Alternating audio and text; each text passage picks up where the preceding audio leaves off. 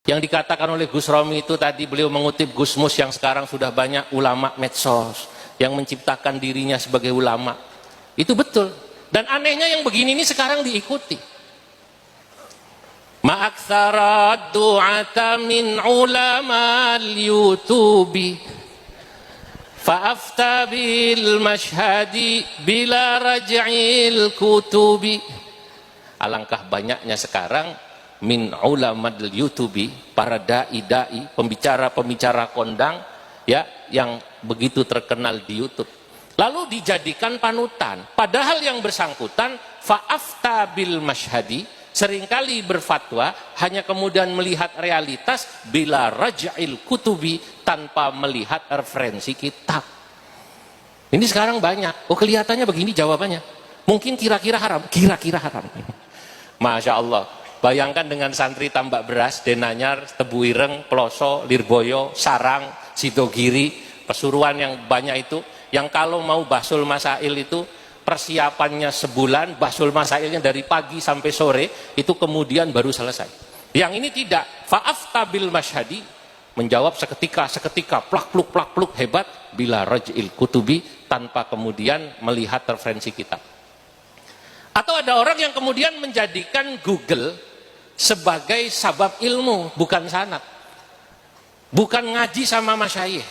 Maka saya katakan, ya hasratan lil Google li akhidus sababi, ya hasratan, wahai merugilah, lil Google li akhidus sababi, orang yang menjadikan Google sebagai sabab keilmuannya.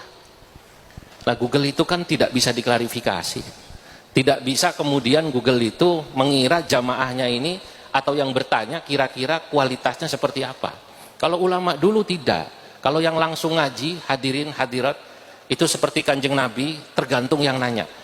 Kalau yang nanya kelihatannya awam, orang awam itu tidak perlu diberi dalil panjang-panjang. Karena al-awam la yajibu atau la tajibu alaihim ma'rifatud dalil. Dalam kitab-kitab usul fikih dikatakan orang awam itu tidak wajib ngerti dalil.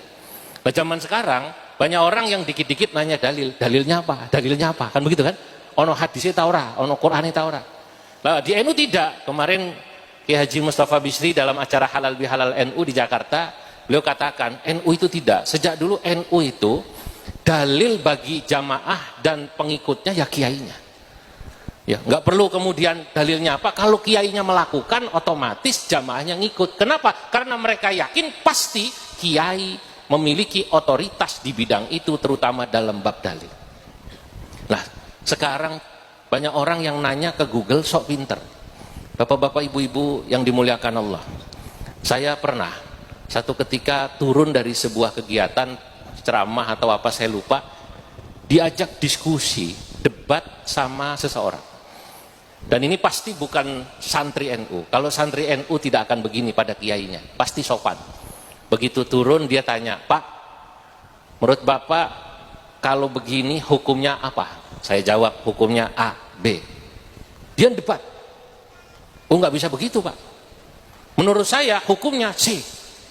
Saya balik bertanya, Mas, sampean ini sebenarnya nanya atau ngajak diskusi? Kalau orang bertanya, hadirin, itu kan asumsinya yang bersangkutan tidak ngerti, lalu pengen diberitahu.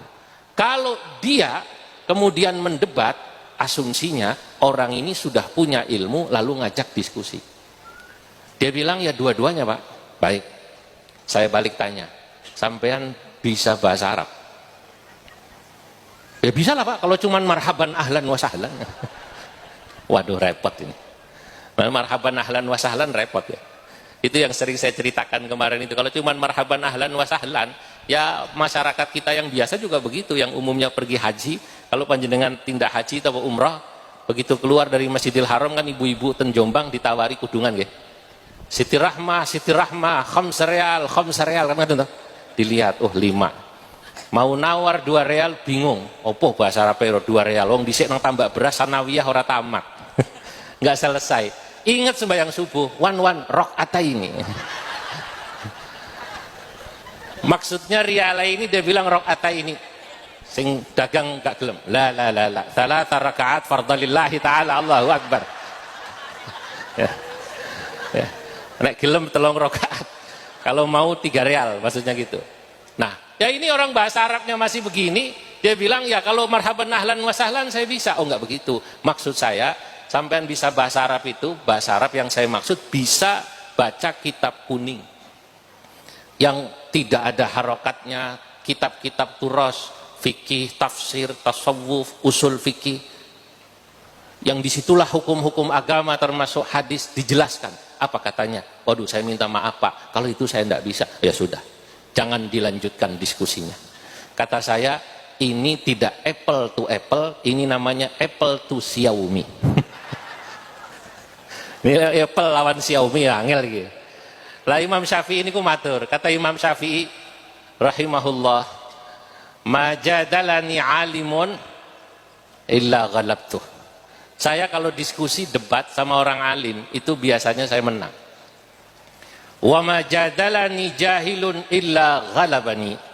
Tapi kalau orang yang jahil sing modale otot yang ngajak debat illa ghalabani, aku sing kalah, cari Imam Syafi'i. Oleh karenanya saya bilang nggak usah dilanjutkan, aku ngalah aja. Sing waras ngalah, saudara-saudara. Nah, ini sekarang banyak semacam ini, menjadikan Google sebagai akhidus sabab. Padahal wa innamal ilmu bil isnadi wat talabi, yang namanya ilmu itu mestinya harus jelas sanadnya dan harus pakai proses mencari. Itu kenapa tadi dalam muqaddimah saya mengutip itu muqaddimah dari guru saya Mbah Sahal Mahfud saat saya diberi ijazah sanad oleh beliau. Cuman saya kutip bagian belakangnya. Kanjeng Nabi Muhammad ini diberi kekhususan umatnya bitasal sulil isnad ila yaumiddin. Sanadnya jelas.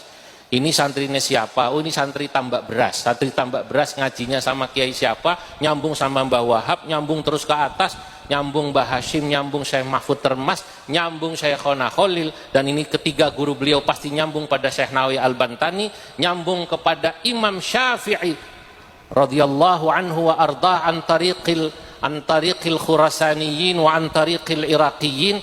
Itu pasti kalau Syekh Nawawi ke Imam Syafi'i lewat jalur Khurasan, ulama Khurasan dan ulama Irak, terus nyambung kepada Kanjeng Nabi Muhammad sallallahu alaihi wasallam. Lah ini